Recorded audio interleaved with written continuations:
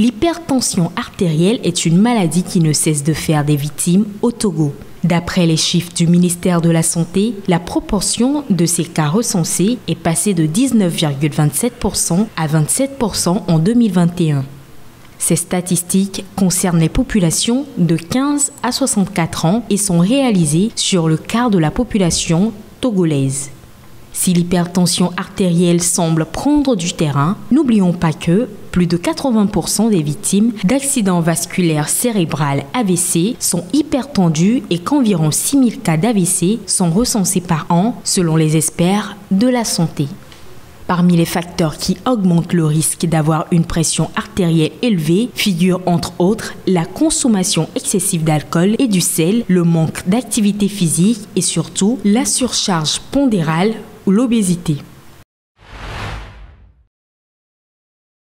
La crise qui secoue le secteur agricole depuis quelques jours, notamment les cotonculteurs et le groupe Olam, est réglée. En effet, le gouvernement a conclu un accord avec les deux parties pour sauver la filière cotonnière. C'était à l'issue d'une réunion organisée par le ministère de l'Agriculture qui a abouti à plusieurs mesures en présence de la Société cotonnière du Togo, NSCT, et la Fédération nationale des groupements de producteurs de coton du Togo. L'issue des discussions a apporté des résultats à l'instar du prix d'achat du coton graine qui est fixé à 300 francs CFA par kilogramme pour le premier choix et à 280 francs CFA pour le second choix. Ceci dans le but de garantir un tarif compétitif pour les producteurs. Concernant l'achat des engrais, le NPK-SB et urée 46% N seront désormais vendus au prix subventionné de 14 000 francs CFA le sac de 50 kg. Par ailleurs, un comité tripartite est mis en place regroupant le ministère de l'Agriculture, la Fédération des producteurs de coton et la SNCT. Son but est de superviser les questions stratégiques d'une part et d'assurer une coordination efficace au sein de la filière cotonnière d'autre part. Ces mesures arrivent à la veille de la campagne cotonnière 2024-2025, un moment où les producteurs de l'or blanc manifestent leur mécontentement en dénonçant une crise de confiance entre eux et le groupe Olam. Depuis 2012, les experts de l'Organisation mondiale de la santé OMS ont mis à la disposition des professionnels de santé un outil permettant d'évaluer la qualité des soins dispensés aux mères, aux nouveau-nés et aux enfants. Cet outil est entré au Togo en 2019 et a servi à évaluer 2 centres de santé, l'hôpital de Baie et le CHR de Tchévier. Récemment, cet outil a permis d'évaluer 8 autres centres de santé, parmi lesquels le CHU Kara, le CHR Atakpame, le CHP Toun et l'hôpital d'Agounogbo. Au niveau général, dans les structures évaluées, on a noté des services ouverts 24 heures sur 24, la disponibilité de l'électricité, d'eau courante et de l'existence d'un mécanisme de gestion des déchets.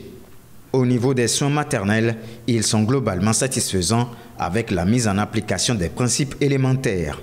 Même avec des difficultés de collecte de sang, certains centres disposent de banques de sang. Quant aux soins néonataux, le CHU Campus a été reconnu comme faisant mieux que les autres parce qu'ayant un plateau technique convenable.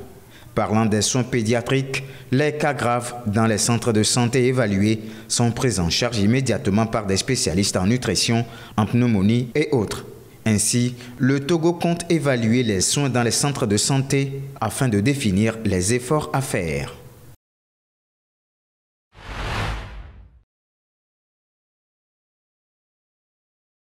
Après le Bénin, le Nigeria, la Côte d'Ivoire et le Sénégal, le Togo se prépare-t-il à enclencher le processus de restitution de ses biens culturels? Même si rien n'est aussi sûr, la question vaut son pesant d'or. Depuis plus de 6 mois, un chercheur togolais du nom de Tofa Oriniko Mausé a entrepris de recenser les œuvres culturelles togolaises dans les musées allemands, selon les précisions de la chaîne Africa News. Je suis arrivé à Berlin il y a seulement 6 mois. Je suis encore jeune et je suis au début de mon travail.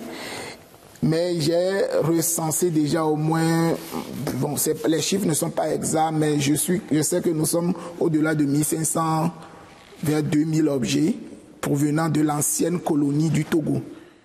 Nous avons un tam-tam. C'est le tam-tam parlant de nos ancêtres. Le tam-tam qui est utilisé pour envoyer des messages aux communautés. Donc c'est un atumpani. Simplement un objet, c'est une histoire, c'est une culture, c'est une vie, c'est un savoir que les gens vivent encore aujourd'hui. Pareil pour atumpani. Ces objets représentent les richesses de la culture togolaise. Ils ont été transportés à Berlin durant la période coloniale, soit entre 1884, année d'arrivée des explorateurs allemands au Togo, et 1918, fin de la Première Guerre mondiale. Il faut rappeler aussi que des pays africains ont entamé des procédures de restitution de leurs biens culturels à l'étranger. Pour le cas du Togo, même si les objets sont reconnus appartenir au Togo, les communautés propriétaires ne sont pas encore identifiées.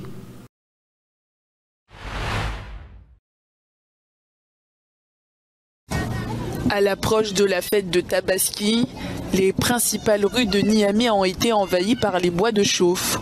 Comme chaque année, ces bois sont habituellement utilisés à l'occasion de cette célébration religieuse pour griller du mouton.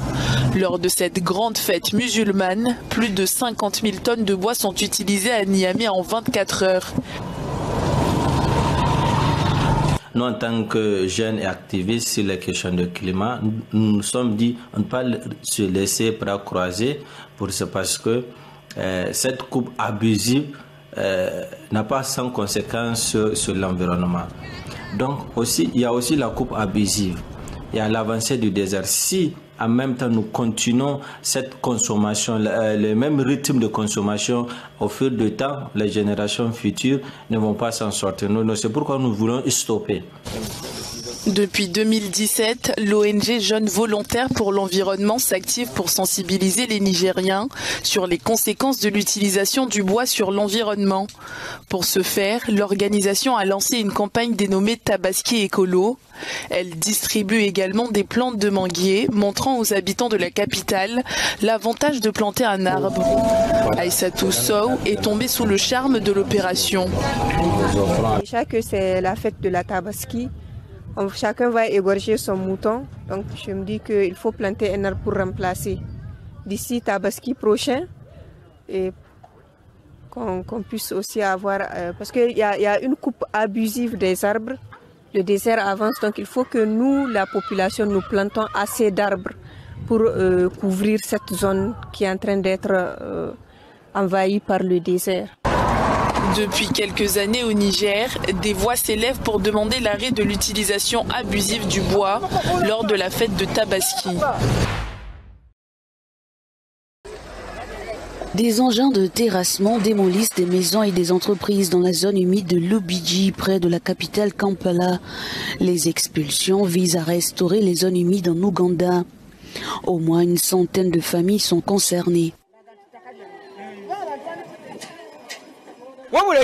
Nous ne comprenons pas ce qui se passe. Ils démolissent des maisons et en même temps des camions déversent de la terre dans la zone humide à l'autre bout pour préparer la construction. Plus de 15 camions ont déversé de ce côté. Le ministère de l'eau et de l'environnement affirme que les expulsions mettront un terme à la dégradation. La couverture des zones humides en Ouganda a diminué de 6,7% entre 1995 et 2015. Depuis lors, seuls 0,4% ont été récupérés. Le pays perd 2,5% de ses zones humides chaque année. Selon les prévisions, il ne restera plus que 1,6% des zones humides d'ici 2040 si rien n'est fait. Le pays ressent déjà les effets de l'empiètement sur les ressources naturelles et des instructions ont été données au ministre de l'eau et de l'environnement pour qu'il éloigne toutes les personnes des zones humides. L'impact des destructions provoque des inondations dans la ville et une montée des eaux du lac Victoria. Lubiji est l'une des plus grandes zones humides de Kampala. Elle absorbe la plupart des eaux provenant des banlieues de la ville avant qu'elles ne se déversent lentement dans le lac. Mais avec l'empiètement sur cette zone, les personnes vivant près du lac ont perdu leurs biens et leurs entreprises. Une force d'exécution de 2000 personnes a été créée pour stopper et empêcher tout nouvel empiètement. Alors que Katende et des milliers d'autres personnes ont perdu leurs moyens de subsistance, le gouvernement espère augmenter régulièrement la couverture des zones humides et restaurer l'écosystème.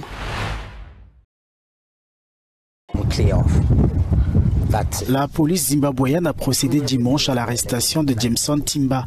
Cet opposant est le responsable de l'aile de la coalition des citoyens pour le changement, proche de Nelson Chamisa. Le porte-parole de la police zimbabwéenne a confirmé l'information tout en soulignant que 70 autres personnes ont été interpellées dans la foulée. Ces arrestations font suite à l'organisation d'un rassemblement interdit devant le domicile de Jameson Timba. Les manifestants sont aussi accusés d'avoir résisté pendant leur interpellation, provoquant des heurts avec les forces de l'ordre. La coalition des citoyens pour le changement, principal parti d'opposition au Zimbabwe, est divisée depuis en deux factions rivales.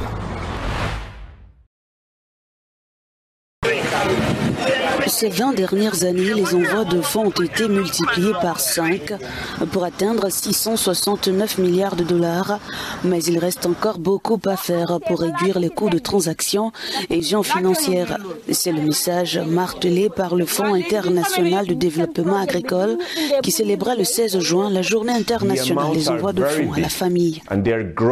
Les montants sont très importants et augmentent rapidement. Cette année, 5 fois plus d'argent sera envoyé qu'il y a 20 ans. Et d'ici 2030, le flux cumulé devrait dépasser le chiffre incroyable de 5 000 milliards de dollars américains. Ce sont des sommes énormes et elles représentent une bouée de sauvetage pour des centaines de millions de personnes, dont la moitié vit dans les zones rurales. Ces flux de fonds ont un impact direct sur la vie de plus d'1 milliard de personnes.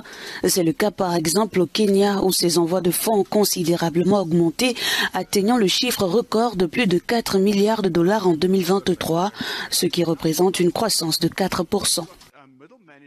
Je suis heureux que le FIDA aborde cette question, notamment celle de l'accès dans nos zones rurales. Le coût des transferts d'argent vers le Kenya est en moyenne, comme nous l'a indiqué la Banque centrale du Kenya, d'un peu plus de 6%, ce qui est nettement supérieur à l'objectif idéal de 3% fixé par les ODD. C'est encore considérablement élevé et je suis heureux que la Banque centrale travaille vraiment dans ce sens. Si les envois de fonds individuels peuvent être relativement modestes de 200 à 300 dollars par mois en moyenne, collectivement ils sont 3 fois plus importants que l'aide publique au développement officiel dans le monde, selon le FIDA.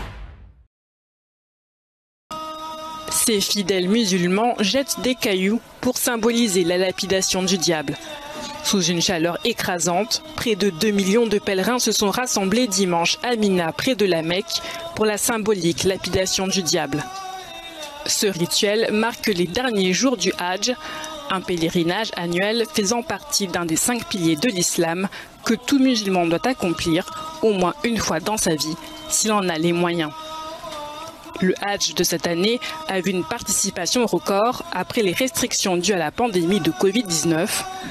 Les autorités saoudiennes ont mis en place des mesures pour assurer la sécurité des pèlerins. Néanmoins, la chaleur a particulièrement éprouvé les pèlerins avec des températures dépassant les 40 degrés. Selon les autorités, au moins 22 personnes ont perdu la vie. Les fidèles répéteront ce rituel dans les prochains jours avant de faire les dernières rotations autour de l'Aqaba, marquant ainsi la fin du Hajj.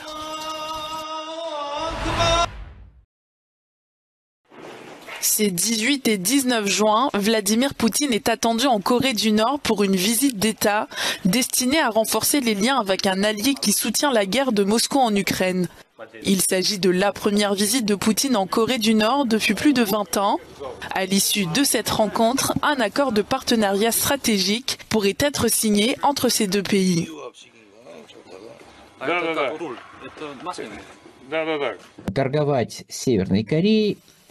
La Russie peut commercer avec la Corée du Nord sur la plupart des articles issus de différents domaines, mais il s'agit de ventes à perte. Je ne sais pas si pour des raisons politiques, ils ont décidé de fermer les yeux sur ces pertes ou si un mécanisme quelconque sera mis en place pour compenser ces pertes pour les entrepreneurs russes, mais j'en doute. Je suis enclin à penser que cela ne se fera pas, car dans le cas où les hostilités en Ukraine prendrait fin, la valeur stratégique de la Corée du Nord n'est probablement pas si grande. Les deux pays sont sous le coup de sanctions internationales. La Corée du Nord est accusée par l'Occident de fournir à la Russie des munitions pour sa guerre en Ukraine.